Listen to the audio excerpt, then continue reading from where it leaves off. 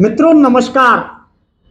मैं शेखर पंडित, आपका स्वागत है मेरे चैनल शेखर पंडित M.V पर। साथियों,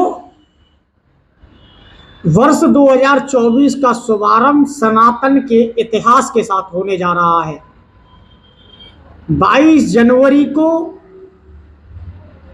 मैं 500 साल न बोलकर अगर कहूं कि एक युग के बाद रामलला युग, चूंकि सनातन त्रेता के बाद सीधा कलयुग में ऐसा इतिहास लिखने जा रहा है कि रामलला अपने घर पहुंचेंगे।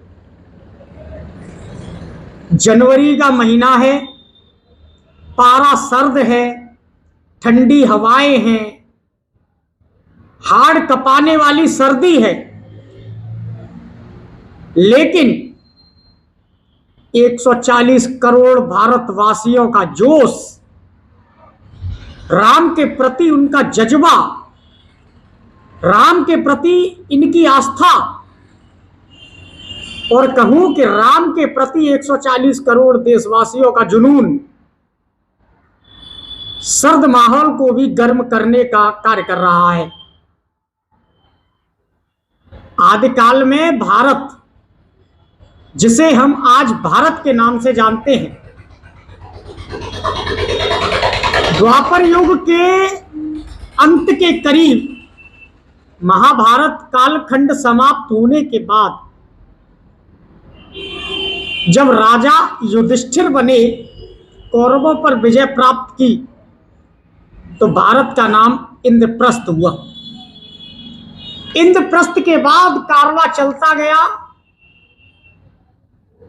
राजा भरत हिंदुस्तान में जन्मे और एक हिरण से मोह भंग उनका हुआ, ये एक कथा है।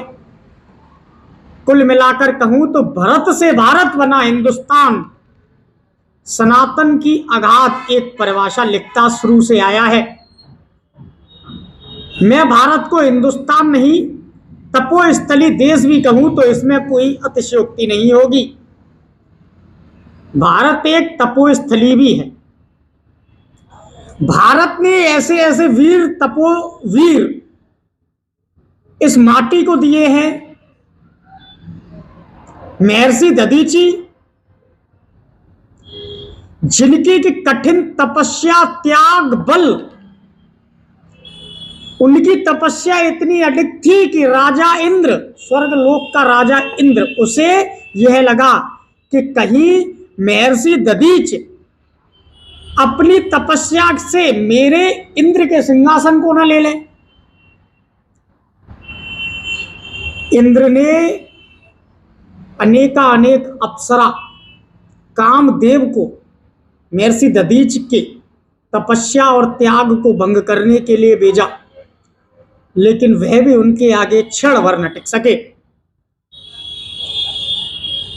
इंद्र ने अनेक दैत्यों को महर्षि दधीच की तपस्या को खंडित करने के लिए भेजा, लेकिन वह भी उनके आगे विफल रहे। कारवां आगे बढ़ते गया। दधीच जी ने अपनी तपस्या अनवरत जारी रखी और समय के काल चक्र में वृतासुर नाम के राक्षस ने इंद्र पर कब्जा कर लिया।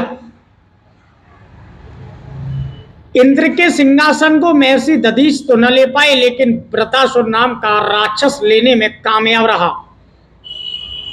जब इंद्र का सिंहासन डोल गया तो वह भगवान के पास पहुंचा और वृतासुर नाम राक्षस का वध करने की गुहार लगाई। भगवान ने इंद्र से कहा कि वृतासुर नाम के राक्षस का अंत वही कर सकते हैं जिनमें त्याग होगी, जिनमें तपस्या होगी, जिनमें तपोबल होगा। महर्षि दधीच ने बिना संकोच किए अपने शरीर की सारी हड्डियां दान कर दी और वज्र के एक धनुष से वृतासुर नाम के राक्षस का वध हुआ और इंद्र को उसका सिंहासन वापस मिला। अब आप लोग सोच रहे होंगे कि कलयुग में भगवान राम के मंदिर से महर्षि दधीची का क्या संबंध रहा। साथियों, मैं आप लोगों को बता देना चाहूं, संत त्याग की प्रतिमूर्ति होते हैं, संत तपस्या का उद्घोष होते हैं, संत आम जन जीवन के जीवन में नई चेतना जगाने वाली ज्वाला होते हैं। मैं बात पूज्यपाद सिद्ध पुरुष श्री माखनदास महाराज जी की करूं, मैं बात अवधूत संत श्री लोकेशानंद जी महाराज की करूं, मैं बात श्री पागल बाबा जी की करूं, या फिर अन्य अन्य संत, फतेहपुर सीकरी में 1101 कुंडीय महायज्ञ का जनसैलाब आपने देखा, किस तरह वहां पर कुछ असुर प्रवृत्ति के लोग पहुंचे और उस यज्ञ को बीच में विफल करने का प्रयास किया।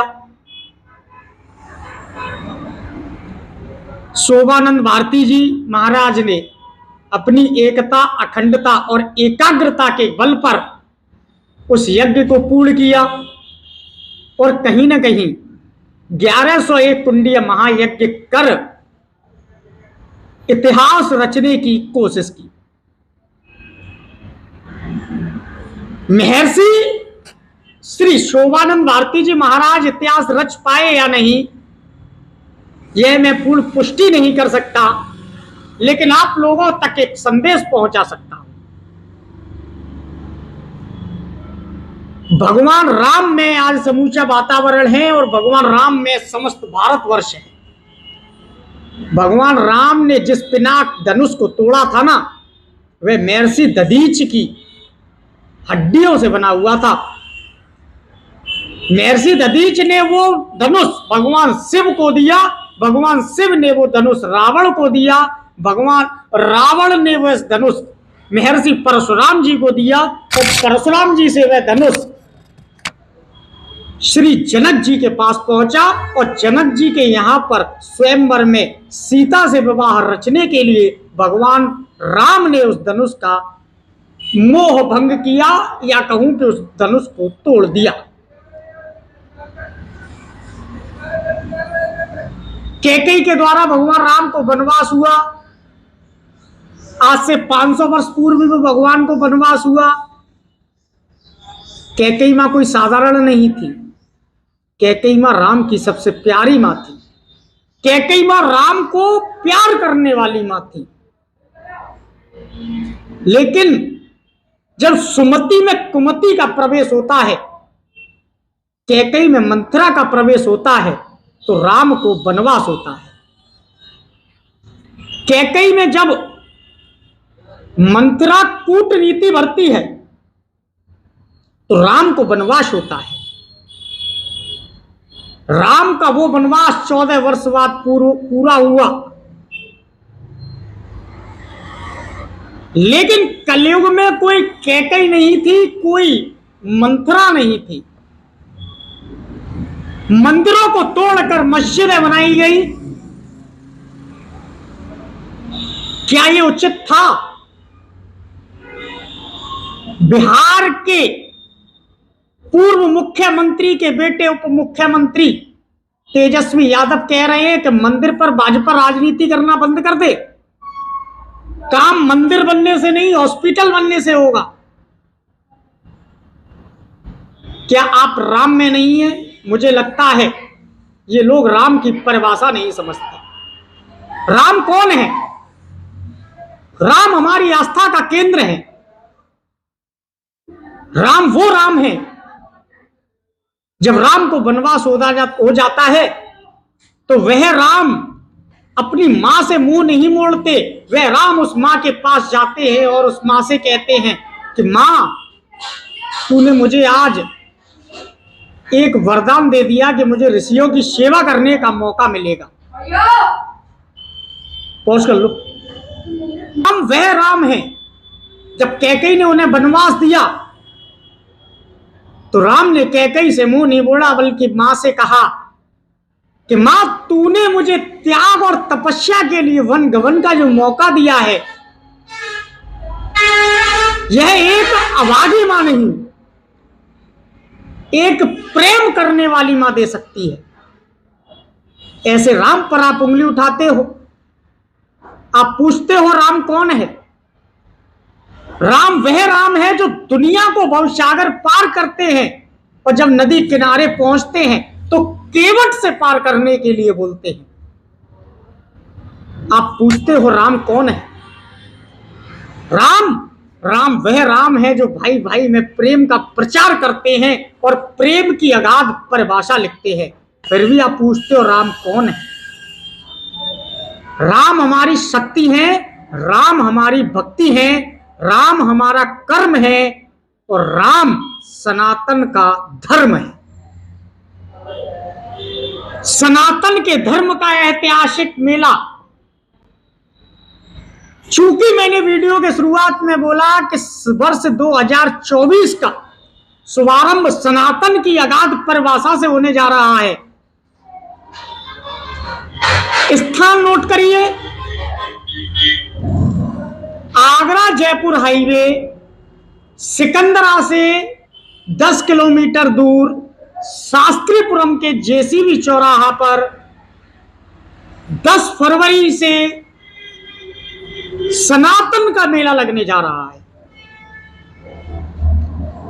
असम भारत का पूर्वोत्तर राज्य है। विश्वकर्मा वहां के मुख्यमंत्री हैं। सनातन की वह अलग जगाते हैं, सनातन की परिभाषा बताते हैं। कामाख्या देवी, जहां पर मां की योनि भाग की पूजा होती है। अब आप लोग सोच रहे होंगे कि एक मां के योनि भाग की पूजा क्यों होती है। मैं आप लोगों को परिभाषित कर देना चाहूं। मां सती के पिताजी दक्ष, प्रजापति दक्ष जब यज्ञ कर रहे थे, उन्होंने यज्ञ के दौरान भगवान शिव को निमंत्रण या आमंत्रण नहीं भेजा, लेकिन माता सीता नहीं मानी। वह जबरदस्ती वहां गई और वहां उन्हें अपमान झेलना पड़ा। शिव का अपमान हुआ, माता सती का अपमान हुआ, तो माता सती ने अग्नि कुंड में जलकर अपने प्राण दे दिए। शिव का सती के प्रति मोह भंग करने के लिए भगवान विष्णु ने अपने चक्र से माता सती के 51 टुकड़े किए। उनमें से एक टुकड़ा नीलांचल पर्वत, जो कि भारत के पूर्वोत्तर असम में है, वहां पर गिरा, जिसमें से मां का योनि भाग का हिस्सा वहां गिरा और मां कामाख्या देवी नाम से वह सिद्धपीठ आज असम में स्थापित है। असम से महर्षि गुरुजी श्री कीर्तिनाथ जी महाराज मां कामाख्या चरण सेवा समिति के माध्यम से शास्त्रीपुरम के जेसीबी चौराहा स्थित ग्राउंड पर 10 फरवरी से 108 कुंडीय महायज्ञ कर रहे हैं। यह यज्ञ 24 घंटे अनवरत अनेक प्रकांड विद्वानों द्वारा किया जाएगा। यज्ञ की तैयारियां काफी जोर शोर से चल रही हैं। 50 से अधिक मूर्तियां विभिन्न भगवान के विग्रह की बनाई जा रही हैं। कलकत्ता से कारीगर बुलाए गए हैं जो उन मूर्तियों को अपना रूप देने का काम कर रहे हैं। साथ ही साथ श्री राम कथा, श्रीमद् भागवत कथा, कवि सम्मेलन आदि सनातनी बातें आपको वहां पर देखने को और सुनने को मिलेंगी।